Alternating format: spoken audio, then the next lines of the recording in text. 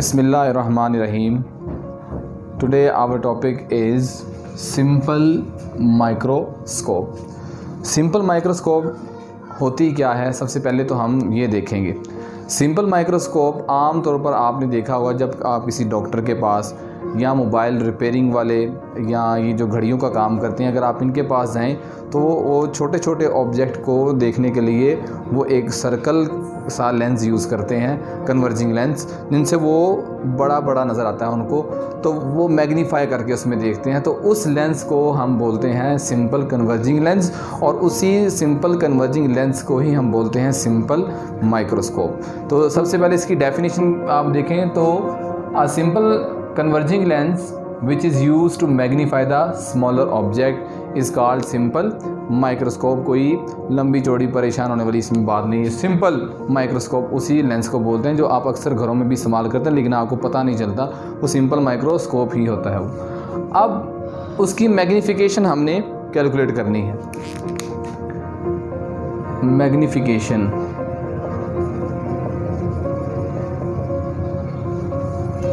आम तौर पर जब हम सिंपल माइक्रोस्कोप की मैग्नीफिकेशन कैलकुलेट करते हैं तो मैग्नीफिकेशन कैलकुलेट करने का जो फॉर्मूला है सिंपल माइक्रोस्कोप का वो है m = बीटा ओवर अल्फ़ा। अब बीटा और अल्फ़ा क्या चीज़ है ये हम अब डायग्राम में देखते हैं। बीटा और अल्फ़ा, लेट्स सपोज अगर आपके पास कोई एक ऑब्जेक्ट है O और यहाँ से आप उसे एक आई से देखते हैं इतने डिस्टेंस के ऊपर, यहाँ से आप उसे देख रहे हैं, तो यहाँ से जो एंगल आई के साथ बनाएगा इस एंगल को हम बोलते हैं अल्फ़ा। इस एंगल को बोलते हैं अल्फ़ा। इसमें हमने कोई भी लेंस यूज़ नहीं किया इसके अंदर। अब इसी ऑब्जेक्ट को जब हम सिंपल माइक्रोस्कोप के अंदर देखेंगे तो हमें पता है ये उसने सिंपल माइक्रोस्कोप ने उसे मैग्नीफाई करके दिखाना है, बड़ा करके दिखाएगा। तो जब आप सिंपल माइक्रोस्कोप से अगर आप देखेंगे, लेट्स सपोज ये आई है, इसके सामने पहले तो आपने कुछ भी नहीं रखा, सिंपल देखा, अब आप उसके सामने रख देंगे लेंस, सिंपल कन्वर्जिंग लेंस। तो यही जो ऑब्जेक्ट है जो आपको स्मॉलर नज़र आ रहा था अब वो आपको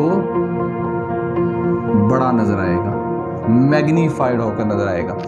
और अब जो एंगल ये बनाएगा उस एंगल को हम बोलते हैं बीटा, क्योंकि ये भी लीस्ट डिस्टेंस के ऊपर क्लियर नज़र आ रहा है तो इसलिए ये डिस्टेंस इसे हम दें, इसे भी नाम दे देंगे डी का, और ये इमेज है इसे हम कह देंगे आई। अब हम अल्फ़ा और बीटा की वैल्यू कैलकुलेट करके इस फॉर्मूले में वैल्यू पुट करेंगे तो हमारे पास उसकी मैग्नीफिकेशन आ जाएगी।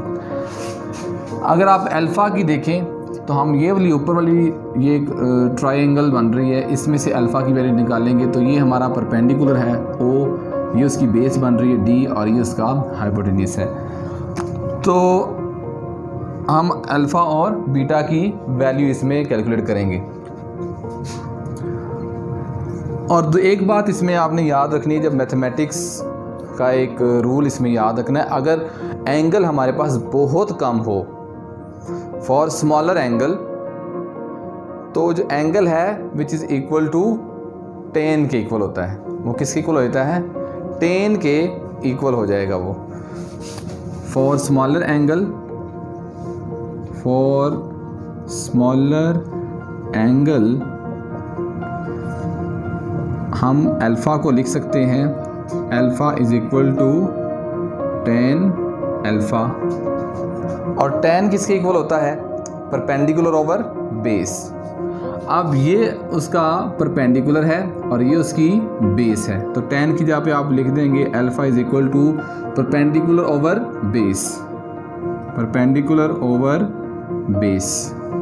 ये हमारे पास वैल्यू आएगी अल्फ़ा की। इसी तरह हमने वैल्यू कैलकुलेट करनी है बीटा की। सिमिलरली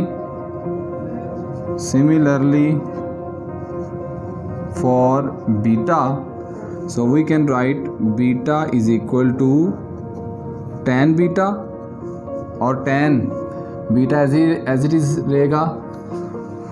अब tan बीटा, ये डायग्राम में एंगल बीटा बन रहा है, इसका परपेंडिकुलर क्या है I और इसकी बेस क्या है D, तो tan is equal to perpendicular over base, तो tan beta is equal to perpendicular over base, मतलब I ओवर D। तो ये हमारे पास वैल्यू आ गई बीटा की। अब अल्फ़ा और बीटा इनकी वैल्यू पुट करेंगे in equation number 1। Put value in equation 1 और यहाँ पर आएगा m, beta is equal to I over D, ऊपर लिखेंगे I ओवर D ओवर, और अल्फ़ा क्या है O ओवर D। तो हम इसमें D से कट होगा और m की जो वैल्यू आएगी हमारे पास वो बन जाएगा I ओवर O। अब I क्या चीज़ है इसमें, इमेज साइज, O क्या चीज़ है, ऑब्जेक्ट साइज। सो इसको हम इस तरह भी लिख सकते हैं, m is equal to, I है इमेज साइज और O क्या है, ऑब्जेक्ट साइज। तो इमेज साइज पे इसकी वैल्यू बन जाएगी Q और ऑब्जेक्ट साइज पे इसे हम लिखते हैं P। तो ये मैग्निफिकेशन आ जाएगी इसकी, m is equal to Q over P find की थी, m is equal to Q over P। अब एक चीज़ इसमें आपने याद रखनी है, फॉर लीस्ट डिस्टेंस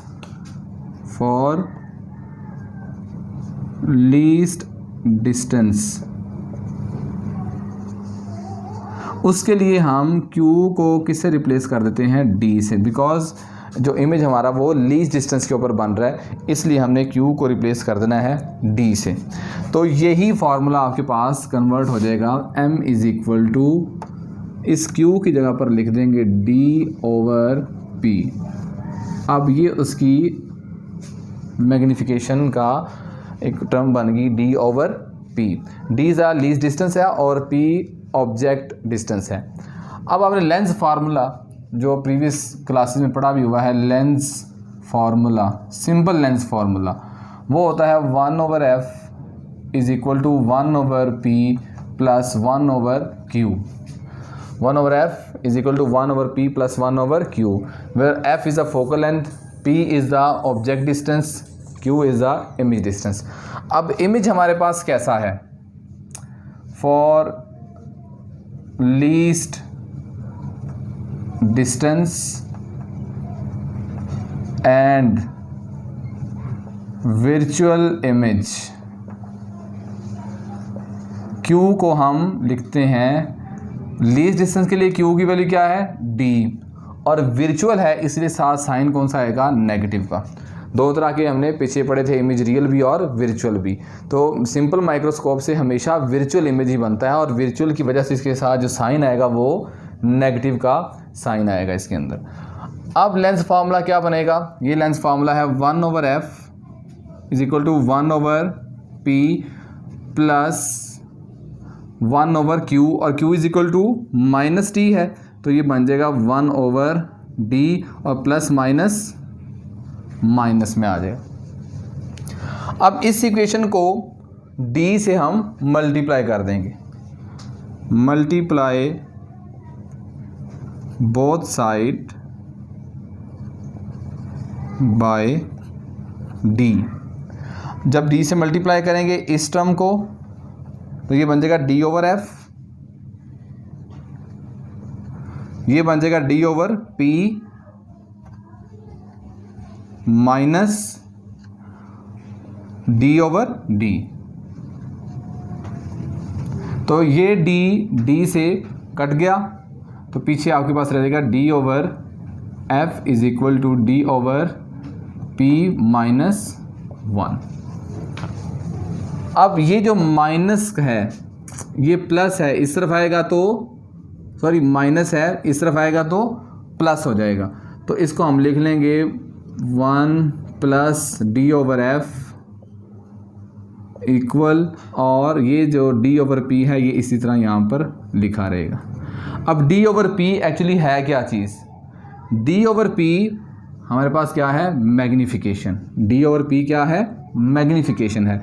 तो फिर हम लिखेंगे 1 plus D over F is equal to magnification. So it is the magnification of simple microscope. अब मैग्नीफिकेशन किसके ऊपर डिपेंड कर रही है? लेंस की फोकल लेंथ के ऊपर, कि कहाँ पर ऑब्जेक्ट रखेंगे या लेंस की फोकल लेंथ कितनी होगी तो मैग्नीफिकेशन ज़्यादा होगी। ये रिलेशन कौन सा बन रहा है? Inverse relation. मतलब जितनी फोकल लेंथ कम होगी उतनी सिंपल माइक्रोस्कोप की मैग्नीफिकेशन ज़्यादा होगी। सो लास्ट में हम एक से लिख सकते हैं, फॉर हायर मैग्नीफिकेशन